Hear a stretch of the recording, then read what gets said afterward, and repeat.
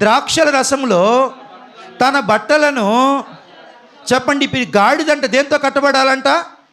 ఈ గాడిద దేంతో కట్టమన్నాడు? ద్రాక్షవల్లి కట్టమన్నాడు. నిజమైన ద్రాక్షవల్లి ఎవరిక్కడ? ఇప్పుడు గాడిద ఎవరితో కట్టబడింది? మీకు అర్థం కాలేదా? ఈ గాడిద ఎక్కడో కట్టబడింది. ఇప్పుడు గాడిదను విప్పుతున్నారు. అక్కడ ఇక్కడ ఉంటే దీని స్వేచ్ఛ ఉండదు, సమానత్వం ఉండదు, స్వాతంత్రం ఉండదు, సంతోషం ఉండదు. ఎక్కడ తీసుకొని వెళ్ళాలంటే ద్రాక్షవల్లి ఎక్కడైతే ఉందో 49వ అధ్యాయం 11వ వచనంలో ద్రాక్షవల్లికి దగ్గర తీసుకొని వెళ్ళాలి. ద్రాక్షవల్లి ఎవరు? నేను నిజమైన ద్రాక్షవల్లిని అన్నాడు యేసయ్య.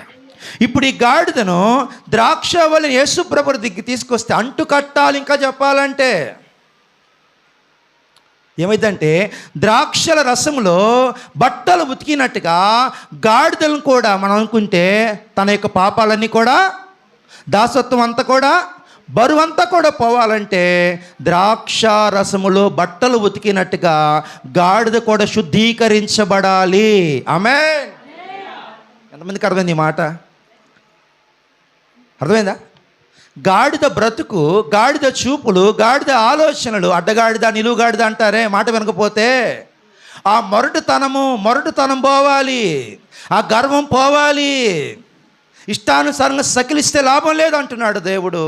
ఎందుకంటే పాత నిబంధన కాలంలో ఏమన్నాడంటే దేవుని బిడ్డలారా, ఒకసారి ఆ మాట మనం గమనించుకుంటే నిర్గమాకాండం 13వ అధ్యాయం 13వ వచనం చదవండి. నిర్గమాకాండం 13వ అధ్యాయం 13వ వచనంలో ప్రతి గాడిద తొలిపిల్లను డబ్బులిచ్చి విడిపించి దానికి మారుగా గొర్రె పిల్లను ప్రతిష్ఠించాలి. ఏందంట? గాడిదని ఏం చేయాలంటే వెల ఇచ్చి విడిపించాలి. ఎందుకంటే అది బానిసత్వంలో ఉన్నది. దానికి బదులుగా ఏం అర్పించాలంట? గొర్రె పిల్ల అర్పించాలంట. ఇప్పుడు గొర్రె పిల్ల ఎవరికి? యేసు ప్రభువారు గొర్రె పిల్ల. దానికి బదులుగా ఈ గాడిద పిల్లకు బదులుగా యేసు ప్రభువారు చనిపోవాలి, ప్రతిష్ఠించాలి. ఇంకా చెప్పాలంటే పాస్టర్ గారు యేసు ప్రభు గురించి బాగా చెప్పారు. ఇంత గాడిద ఎవరండి? నువ్వే, నేనే. మన ఇళ్ళలో వాడే పదవి ఏంటమ్మా? అడ్డగాడిద. మాట వినకపోతే అడ్డగాడిదకి అంత వయసు వచ్చిందే కానీ ఇంకా చెప్పాలని ఎత్తుగా పెరిగాడే కానీ నిలువుగాడిదకి ఏం బుద్ధి? అడ్డగాడిదలు ఇళ్ళల్లో ఉంటాయి కొన్నిసార్లు.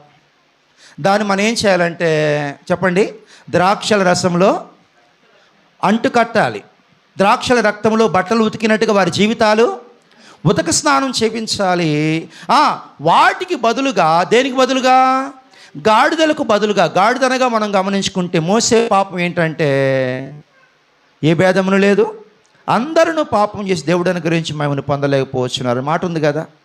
ఇప్పుడు దేవుడు అంటున్నాడు ఈ యొక్క గాడిదలన్నీ కూడా అంట ఎక్కడ రావాలి? గొర్రెపిల్ల దగ్గరికి రావాలి. ద్రాక్షల రసంలో బట్టలు ఉతికినట్టుగా జీవితాలు ఉతకబడాలి, అంటు కట్టబడాలి, యేసు ప్రభు దగ్గరికి రావాలి. ఇంకా చెప్పాలంటే యేసు ప్రభు కావాలి. ఇంకా చెప్పాలంటే ఆయన గుడ్డు చాకిరి చేపించుకోడు, మూటలు మోపించడు, బరువులు మోపించడు, ఎంతో క్షేమంగా చూస్తాడు, వాటి కోసం ఎంతో సౌకర్యాలు కల్పిస్తాడు, వాటికి స్వేచ్ఛను ఇస్తాడు, విడుదల ఇస్తాడు. దాన్నే ప్రభు ఏమన్నాడంటే దీన్నే ఆర్థిక కట్టుబాట్లు. అర్థమవుతుందా? అప్పుల్లో ఎవరైతే ఉన్నారో ఆ అప్పుల ద్వారా కట్టబడ్డామేమో. ఒకవేళ నువ్వు మళ్ళీ చెప్తున్నాను, కులకట్లు ఉన్నాయి కదమ్మా.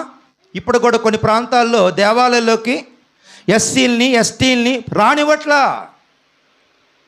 మీకు అర్థమవుతుందా? ఎస్సీలు ఎస్టీలు అనబడే వారిని, నిమ్మన జాతి వర్గాలు చెందిన వారిని దేవాలయాల్లోకి రానివట్లా, పాఠశాలలోకి రానివట్లా. నీ కొండ వేరు మా కొండ వేరు అంటున్నారు, మీ నివాసం మా నివాసం వేరు అంటున్నారు, మమ్మల్ని తాకొద్దు అంటున్నారు, ఏదన్నా ఇస్తే అక్కడ పెట్టి వెళ్ళిపోండి అంటున్నారు, మమ్మల్ని తాకొద్దు అంటున్నారు. యేసుప్రభు అంటున్నాడు, యేసుప్రభు కులాలు లేవు, మతాలు లేవు, అందరూ ఈక్వల్ అంటున్నాడు యేసుప్రభు వారు.